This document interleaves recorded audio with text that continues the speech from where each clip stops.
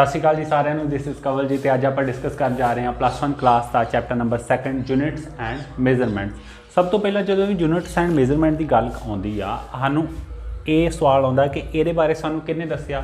ਤੇ ਸਭ ਤੋਂ ਪਹਿਲਾਂ ਜਿਹੜਾ ਇਸ ਚੀਜ਼ ਦੇ ਬਾਰੇ ਸਾਨੂੰ ਦੱਸਿਆ ਸੀਗਾ ਉਹ ਸਾਇੰਟਿਸਟ ਦਾ ਨਾਮ ਸੀਗਾ ਰਿਚਰਡ ਫੇਮਨ। इस बंदे ने सानू ये मेजरमेंट्स के यूनिट्स के बारे जोड़ा सीगा दसिया सीगा कि ये की चीज़ां वा जां इस दे बारे जोड़ा सी सानू उन्हें अंदाज़ा लगाया सीगा इहदे बारे जोड़ा सीगा कित्थों आईयां ये चीज़ां उन्हां दे बारे उन्हें इहदे बारे दसिया सीगा। हुण इस चीज़ नूं समझण वास्ते कि ये यूनिट्स ते मेजरमेंट्स बनदे किवें आ जां कित्थों ये आउंदे आ, ठीक है, इन्हां दे बेसिक चीज़ की है, बेसिक लॉ की है, इहनूं समझण वास्ते आपां वेखो इत्थे एक एग्जाम्पल ले लैंदे। सपोज साढ़े को की है एक this is a natural world, natural world ये कुदरत आ सारी आ गया साढ़े आले दुआले नैचुरल वर्ल्ड आ, मतलब कि ये साढ़े कोल की है कुदरत आ सारा ये नेचर आ। हुण नेचर दे विच की है, नेचर दे उत्ते एक साइंटिस्ट आउंदा, दिस इज़ अ साइंटिस्ट, ये की है एक साइंटिस्ट आ, मान लो कोई भी साइंटिस्ट आ, ये साइंटिस्ट है कोई भी, ये इस नेचर के उत्ते साइंटिस्ट की करता वा रिसर्च करता, इस नेचर के उत्ते साइंटिस्ट की करता रिसर्च करता तो की बना दिंदा एक लॉ बना दिंदा, की बना दिंदा एक लॉ बना दिंदा। हुण ये जिहड़ा लॉ आ इन्हें इहदे ते बनाया, ये लॉ मुड़ के किहदे कोल चल जांदा, ये लॉ ये साइंटिस्ट का बनाया होया लॉ किहदे कोल आ जांदा वा वर्ल्ड दे कोल आ जांदा, मतलब साडे लोकां दे कोल साडे कोल आ गया आम जिहड़े आ वो सीगे लोग उन्हां दे कोल जिहड़ा एक लॉ आ गया, ठीक है, जिहड़ा इन्हें इत्थे लॉ बनाया सीगा उन्हें इत्थे ये आम लोकां दे कोल आ गया। मीन टू से डैट कि कोई भी नियम जिहड़ा बनदा वा वो कित्थों निकलिया, नेचर दे विचों निकलिया, नेचर दे विचों वो लॉ जिहड़ा बनिया। इट मीनस ऑलरेडी वो जिहड़ी चीज़ आ नेचर दे विच की आ हुंदी पई है, ऑलरेडी वो चीज़ नेचर दे विच की आ हुंदी पई है। जिहड़ा साइंटिस्ट आ बस ओहदा काम की आ कि वो उस चीज़ के बारे सोच लैंदा, उस चीज़ के उत्ते उन्हें जिहड़ा वा कोई ना कोई नवां जिहड़ा वा वो एक रूल दे दिंदा भी हाँ आ चीज़ हो रही है नेचर दे विच, ये इस तरीके दे नाल हो रही है। बट अगर कई बारी इदां हो जांदा कि जिहड़ा साइंटिस्ट ने इस तरीके नाल कोई भी लॉ दिता हुंदा वा अगर उहदे विच कोई लिमिटेशन आ जांदी है, उहदे विच की आ जांदी कोई लिमिटेशन। सपोज आपां बेसिक चीज़ आ जिहड़ी वर्ल्ड ने हुण आ लॉ पढ़िया बट की होया कि साइंटिस्ट ने जिहड़ा सीगा कोई होर साइंटिस्ट आ गया, मान लो इत्थे अनदर साइंटिस्ट आ जां इहो ही साइंटिस्ट आ, इन्हें की कहा कि पहलां जिहड़ी मैं चीज़ पढ़दा पिया सीगा, पहला चीज़ जिहड़ा मैं नेचर दे विच देखा सी उस दे विच लॉ जिहड़ा इस तरीके दे नाल बनदा पिया सीगा, उहदे विच जिहड़ी चीज़ आ वो इदां बनदी पई सी। बट जिद्दां सपोज चैस की गेम आपां ले लैंदे, चैस की गेम, चैस गेम खेडदे आपां, चैस दे विच की आ कि दो खिडारी मान लो इत्थे खेडण डे, दो खिडारी खेडदे पे, हुण आ जिहड़ा खिडारी इत्थे एक तीसरा खिडारी आ जिहड़ा इहनूं वेखदा पिया ते इत्थे वो जिहड़ा वा इहदा कोई फ्रेंड आ, इत्थे आ कि इहदा फ्रेंड इहदा मान लो राम है, इहदा नाम हैगा राम, आ हैगा वा सीता, आ हैगी आ गीता। सीता ते गीता चैस खेडदियां पईयां, राम इन्हां नूं की आ ऑब्जर्व करदा पिया। Mean this is a nature, this is a nature or natural world. The Ram is observing the nature means Ram is the scientist.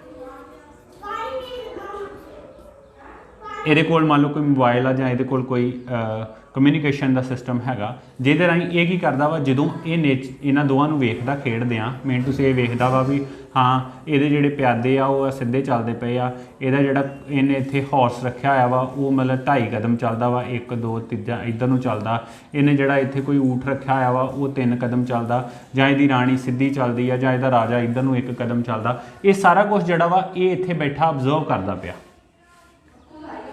But हर वारी वो की वेखदा कि कुछ ना कुछ चेंजिस हो जाता वा, जिहड़ा प्यादा वो चलदा तो सीधा वा बट जो वो मारदा वा वो की करदा उल्टा हो जाता इधर नूं।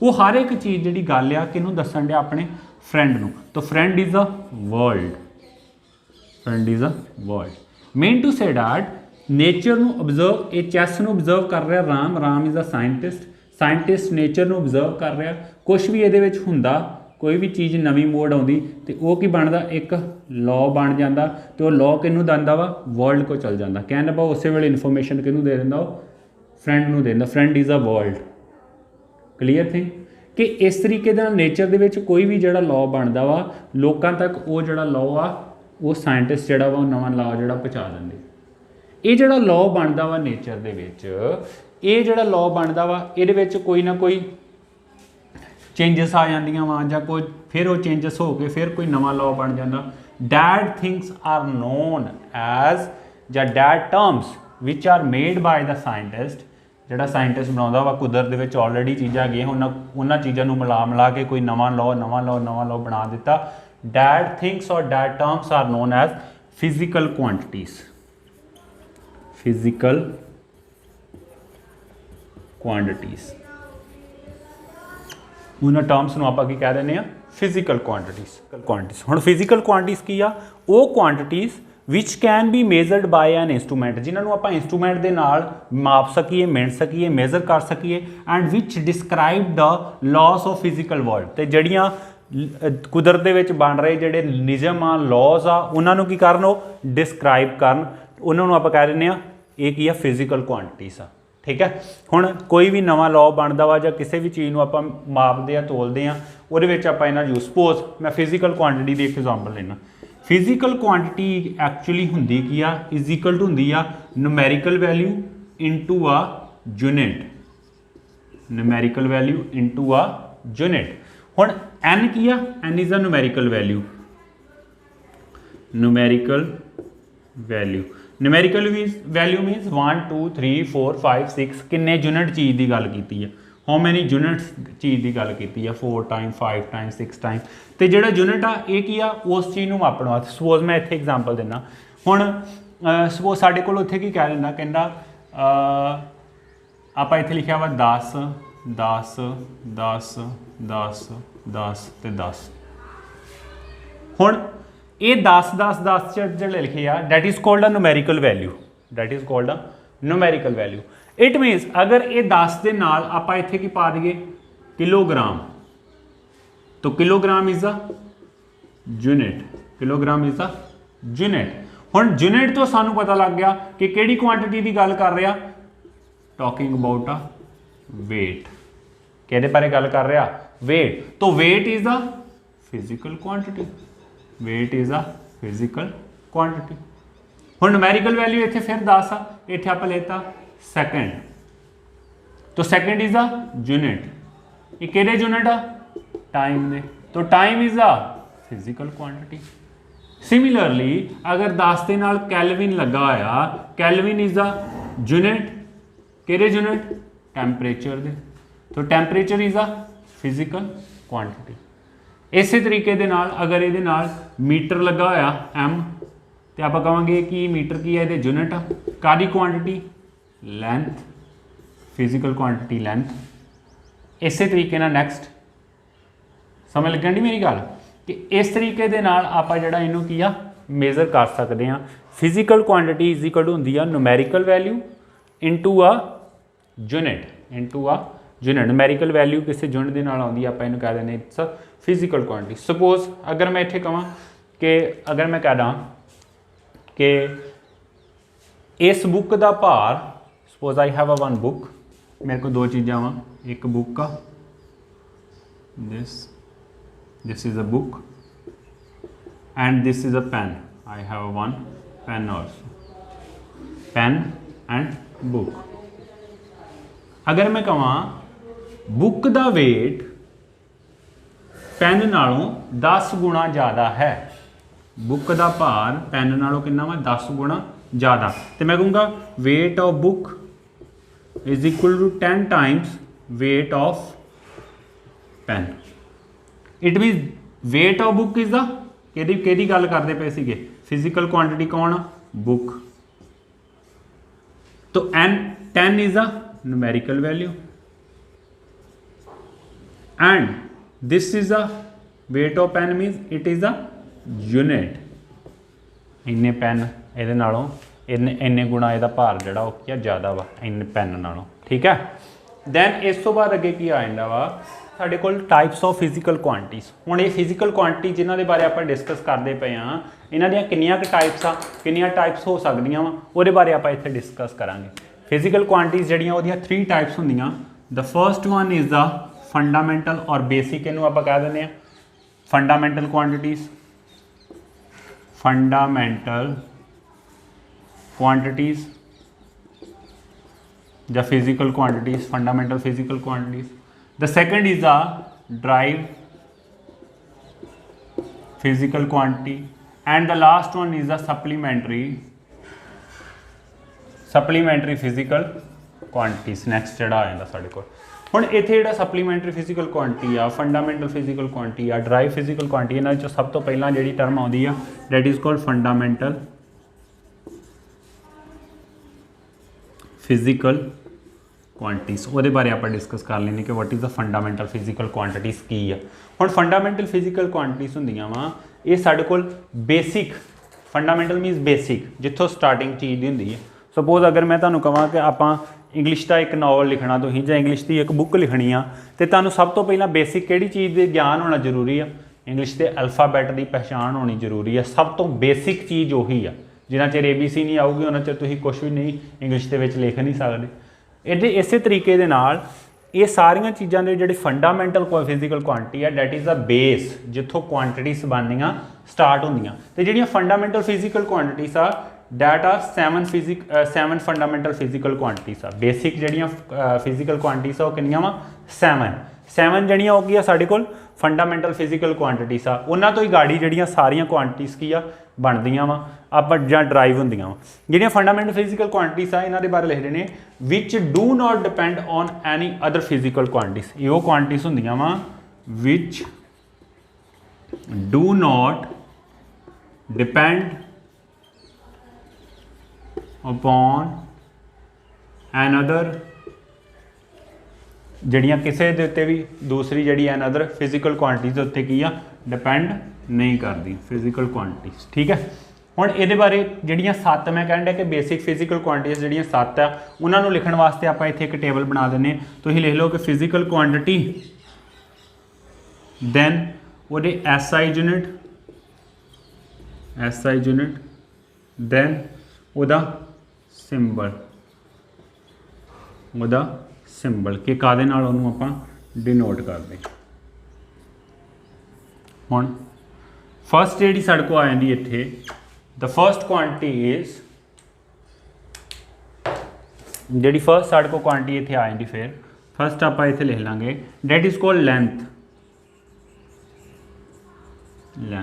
ਇਹਦੇ SI ਯੂਨਿਟ ਹੁੰਦੇ ਆ ਮੀਟਰ, ਇਹਦੇ SI ਯੂਨਿਟ ਕੀ ਆ metre, and it is denoted by small m. The second is the mass ਤੇ ਕਿਲੋਗ੍ਰਾਮ, ਇਹਨੂੰ kg ਨਾਲ ਡਿਨੋਟ ਕਰਦੇ ਆ। The third is the time ਦੇ ਸੈਕਿੰਡ, ਇਹਨੂੰ s ਦੇ ਨਾਲ ਡਿਨੋਟ ਕਰਦੇ ਆ। Then after that 4 is the temperature, ਇਹਦੇ ਯੂਨਿਟ ਹੁੰਦੇ ਆ ਕੈਲਵਿਨ, ਇਹਨੂੰ K ਕੈਪੀਟਲ ਦੇ ਨਾਲ ਡਿਨੋਟ ਕਰਦੇ ਆ। The fifth is the electric current,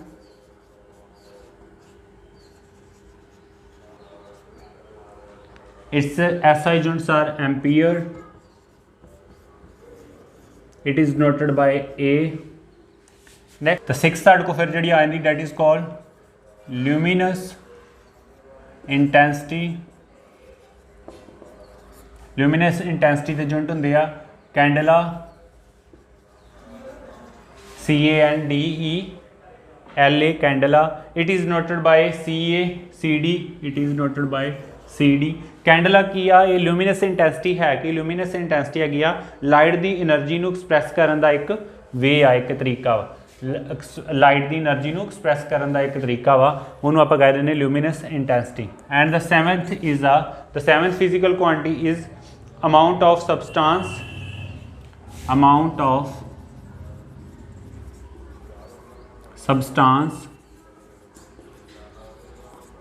it's SI unit are mole and it is denoted by MOL, it is denoted by MOL।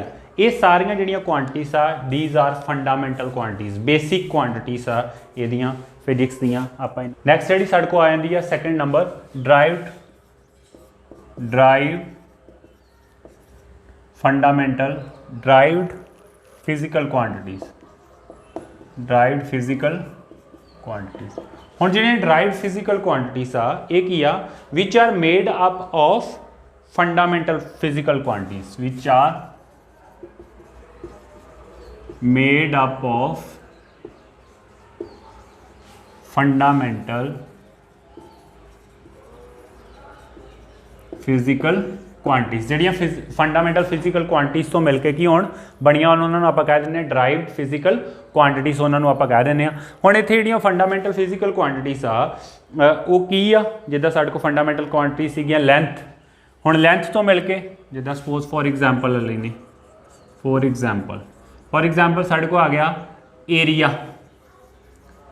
Area की एक ड्राइव्ड फिजिकल क्वांटिटी आ जिहड़ी किस तो मिल के गणी फंडामेंटल तो मिल के। फंडामेंटल मतलब ਇਹਦਾ formula length into breadth is equal to ये भी एक लेंथ था, ये भी की है एक लेंथ था।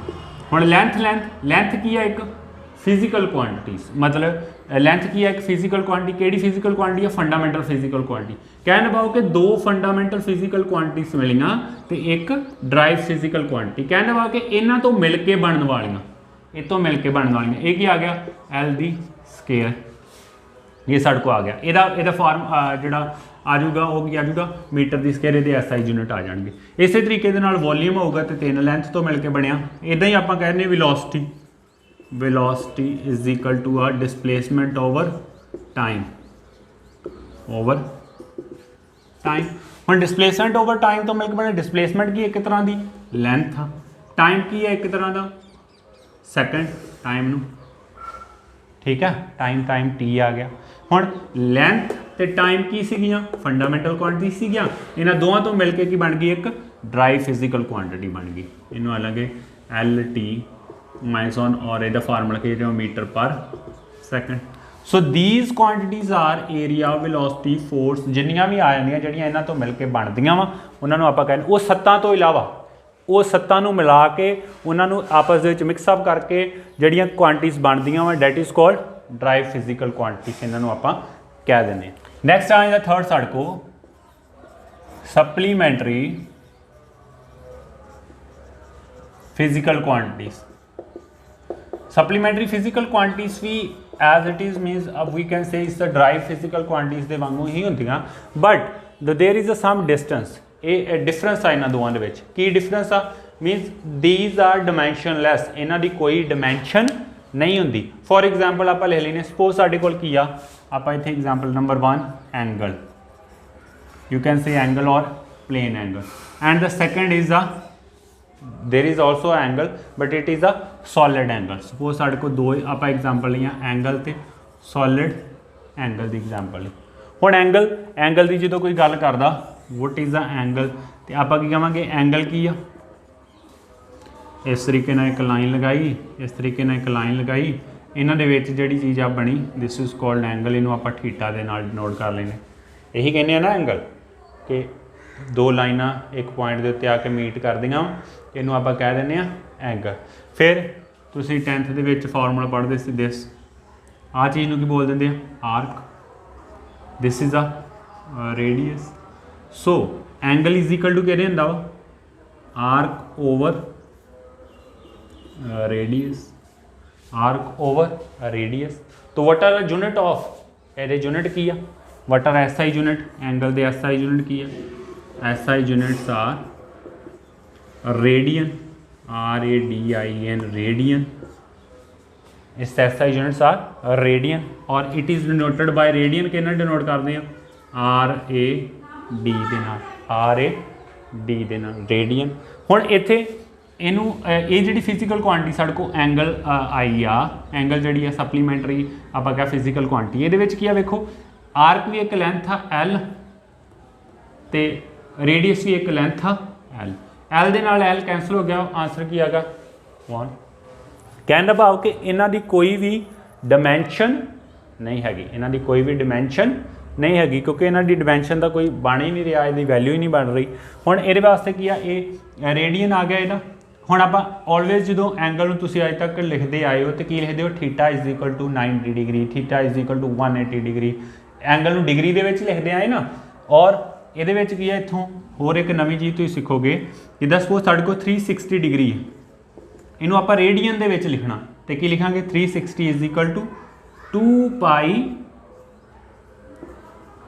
रेडियन, 2 पाई रेडियन, मतलब पाई की वैल्यू कितनी होंदी आ 180, पाई की वैल्यू कितनी आ 180 degree.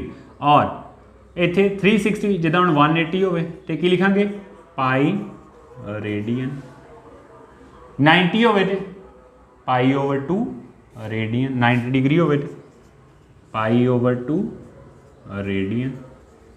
These are values of angle, ठीक है, इस टर्म दे विच लिख देने।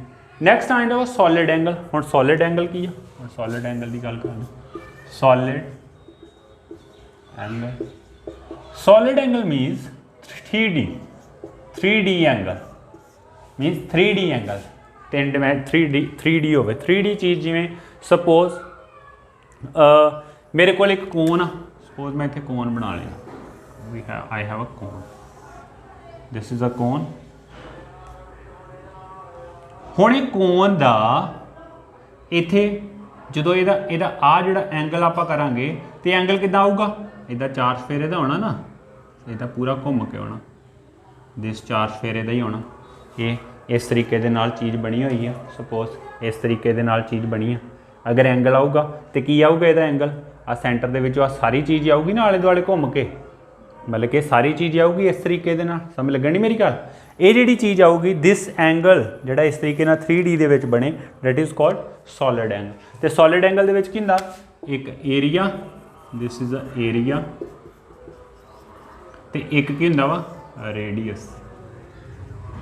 आपां इहनूं लिखदे हां सॉलिड एंगल नूं जदों लिखदे हां तो इहदा फार्मूला लिखदे हां area over radius the square, that is called A over R the square, area over R the square.